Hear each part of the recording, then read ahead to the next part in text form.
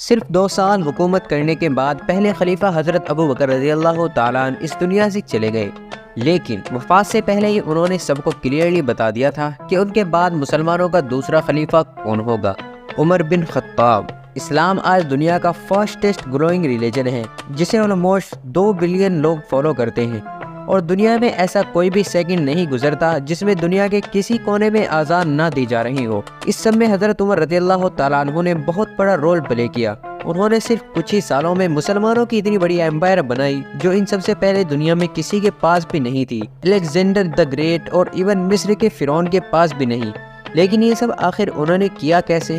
حضرت عمر کی پرسنالٹی کو سمجھنے کے لیے اس زمانے کے مکہ شہر کو سمجھنا لازمی ہے، کیونکہ مکہ میں پچھلے کئی صدیوں سے ایک ہی قبیلے قریش کا کنٹرول تھا، اور آہستہ آہستہ قریش کا یہ قبیلہ اتنا بڑا ہو چکا تھا کہ قریش بہت سارے قبیلوں میں ڈیوائیڈ ہو چکا تھا، اور ان قبیلوں کے درمیان اب مکہ میں پیس برقرار رکھنے کے لیے ہر قبیلے کو الگ الگ ذمہ داریاں دی گئی تھی۔ قریش کے 3 سب سے طاقتور قبیلے تھے، جس میں رسول اللہ صلی اللہ علیہ وسلم کے قبیلے بنو ہاشم کے پاس قریش کی ریلیجیس پاور تھی، کیونکہ مکہ کعبہ کی وجہ سے عرب کے ریلیجن کا سینٹر، اور بنو ہاشم کے لیڈرز تھے عبد المطلب اور ان کے بعد ابو طالب۔ قریش کا دوسرا طاقتور قبیلہ تھا بنو امیہ۔ یہ قبیلہ قریش میں صرف اور صرف ایک چیز کی وجہ سے مشہور تھا، پیسہ، اس لیے مکہ کی ساری اکانومی یہی فیملی بنو امیہ کنٹرول کرتے تھے، اور اس قبیلے کا لیڈر تھا ابو سفیان۔ اور تیسرا سب سے طاقتور قبیلہ تھا بنو مخزوم، جو مکہ کے واریر فیملی تھی، اسی لیے مکہ میں ہر وار جنگ کی پلاننگ یہی فیملی کیا کرتی تھی،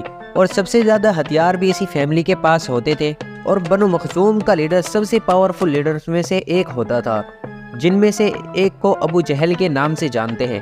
لیکن حضرت عمر رضی اللہ تعالیٰ عنہ کا تعلق ان تینوں قبیلوں میں سے ایک کے ساتھ بھی نہیں تھا، بلکہ ان کا تعلق تو قریش کے ایک دوسرے قبیلے بنو عدی سے تھا، جو قریش کے ایمبیسڈر کا قبیلہ تھا، مطلب قریش کا ترجمان زیادہ تر اسی قبیلے سے ہوتا تھا۔ اور جب بھی قریش کی آپس میں لڑائی ہوتی تھی تو ان لڑائیوں کو یہی قبیلہ حل کیا کرتا تھا۔ ان کا لیڈر تھا خطاب، حضرت عمر رضی اللہ تعالیٰ عنہ کے والد۔ اس لیے حضرت عمر کی پرسنالٹی کی یہ سائڈ کہ وہ کسی بھی بڑے سے بڑے مسئلے کو بہت ہی آسانی سے بات چیت اور ڈیبیٹ کے ساتھ حل کر لیا کرتے تھے، انہیں اپنے والد کے قبیلے سے ملی تھی۔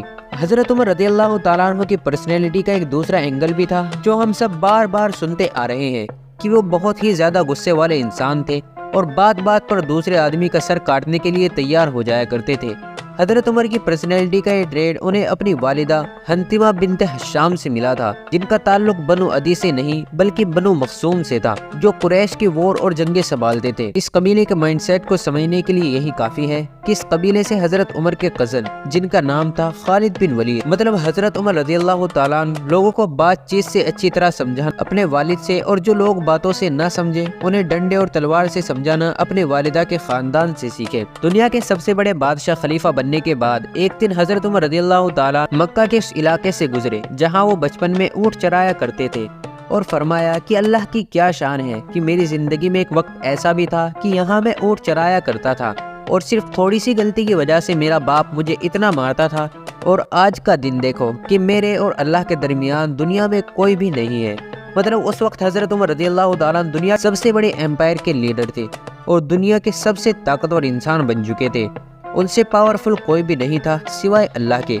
حضرت عمر رضی اللہ تعالیٰ مکہ میں آپ صلی اللہ علیہ وسلم سے 12 سال بعد پیدا ہوئے، اور جوانی میں بہت ٹول اور مسکولر ہونے کی وجہ سے بہت جلد مکہ کے سب سے طاقتور ریسلر بن گئے۔ مطلب کہا جاتا ہے کہ وہ جب کسی گروپ میں چلتے تھے تو ایسا لگتا تھا کہ جیسے باقی لوگ زمین پر اور وہ اونٹ پر بیٹھے ہوئے ہو۔ مطلب آج کے زمانے میں اگر دیکھا جائے تو آلموسٹ 6 فٹ اور 6 انچ یا 6 فٹ 7 انچ کی ہائٹ۔ ان سب کے بعد آہستہ آہستہ حضرت عمر رضی اللہ تعالیٰ اپنے قبیلے بنو عدی کی لیڈرشپ سنبھالنے لگے، اور مکہ کے بڑے بڑے سرداروں کے ساتھ میٹنگ میں بیٹھنے لگے، اور کچھ ہی ٹائم بعد مکہ کے سب سے بڑے ایمبیسڈر بن گئے۔ جب آپ صلی اللہ علیہ وسلم نے نبوت کا اعلان کیا تو مکہ کے ایمبیسڈر ہونے کی وجہ سے حضرت عمر نے اسلام کی سخت مخالفت اور اسلام سے اتنی نفرت کیا کرتے تھے کہ اپنے غلام کو مسلمان ہونے کی وجہ سے اتنا مارا کہ مارتے مارتے وہ خود ہی تھک گئے۔ لیکن جیسے جیسے وقت گزرتا گیا حضرت عمر کی پوزیشن مسلمانوں کے بارے میں بدل دی گئی۔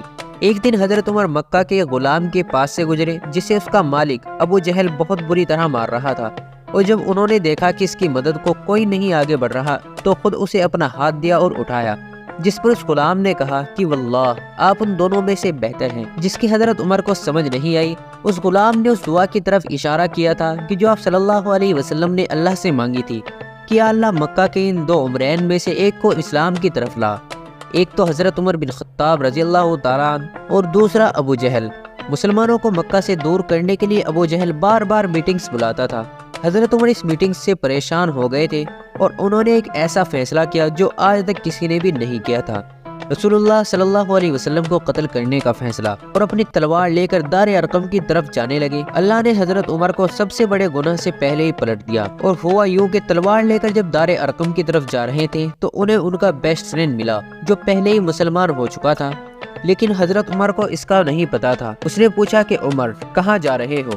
حضرت عمر نے جب بتایا تو وہ صحابے ڈر گئے اور کہا کہ رسول اللہ کے پاس جانے سے پہلے اپنے گھر کی خبر لو۔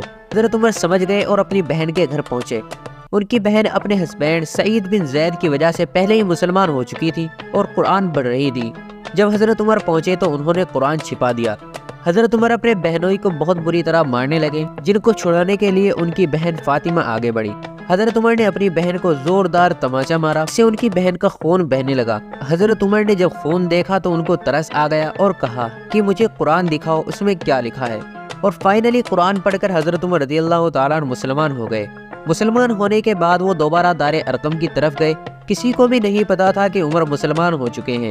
وہ دار ارقم کے دروازے پر پہنچے اور دستک دی۔ ہاتھ میں ننگی تلوار تھی، یہ دیکھ کر کچھ مسلمان ڈر گئے، لیکن حضرت حمزہ رضی اللہ تعالیٰ عنہ نے کہا کہ آنے دو، اگر اس کی نیت صاف ہے تو ٹھیک ہے، ورنہ میں اسی کی تلوار سے اس کی گردن اڑا دوں گا۔ آپ صلی اللہ علیہ وسلم نے کہا عمر کو اندر آنے دو، اور کہا کہ عمر کیا اب بھی وقت نہیں ہے کہ تم سچ کو سمجھ سکو؟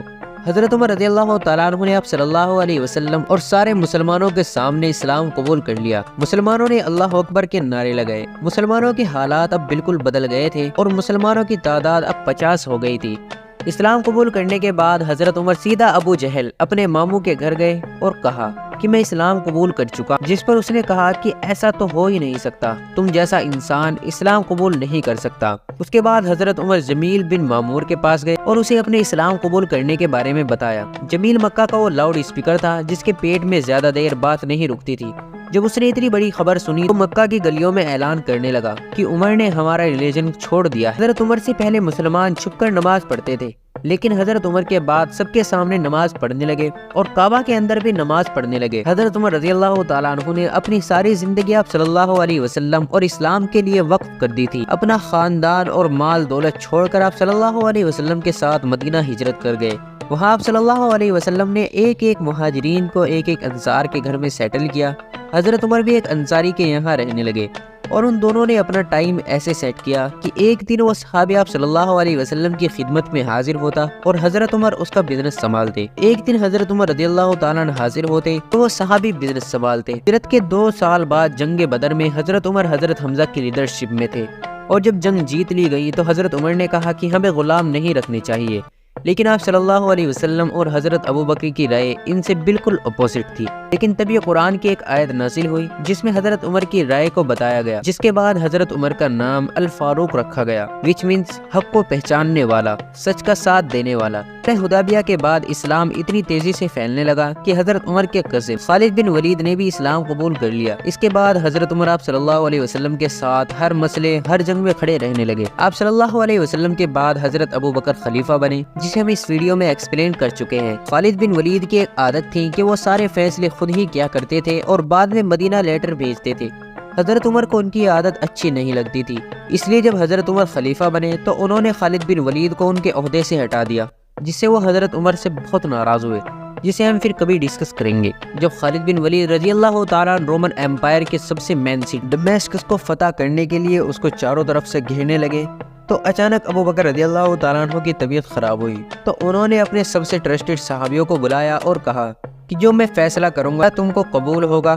تو انہوں نے کہا کہ ہاں قبول ہوگا، اور سب سے بات کر کے حضرت عثمان کو بلایا اور کہا کہ لکھو میں خلیفہ اپنے بعد، اور یہ کہتے ہی ان کی طبیعت اور خراب ہونے لگی اور وہ بے ہوش ہو گئے، جس کے بعد حضرت عثمان خود ہی لکھا کہ میں خلیفہ اپنے بعد دوسرا خلیفہ عمر بن خطاب کو نامزد کرتا ہوں۔ جب انہیں ہوش آیا تو کہا کہ ہاں بالکل ٹھیک لکھا ہے، اور سارے صحابیوں کو بلایا اور کہا کہ نہ میں اپنے بیٹے کو خلیفہ بنا کر جا رہا ہوں، نہ اپنے خاندان کے کسی فرد کو، بلکہ میں اسے خلیفہ بنا رہا ہوں جسے میں صحیح سمجھتا ہوں، اور وہ ہے عمر بن خطاب۔ حضرت عمر کے خلیفہ بنتے ہی پوری دنیا کا سسٹم چینج ہو گیا۔ حضرت عمر نے اس پوری امپائر میں ایسا سسٹم بنایا تھا کہ آج 1400 سال کے بعد بھی تمام علاقوں پر مسلمانوں کی ہی حکومت ہے۔ ویڈیو پسند آئے تو ویڈیو کو لائک کریں۔ ایسے ہی ویڈیو دیکھنے کے لیے ہمارے چینل کو سبسکرائب کر کے بیل آئیکن کال پر سلیکٹ کر لیں تاکہ ایسے ہی ویڈیو آپ کے پاس سب سے پہلے پہنچ سکے۔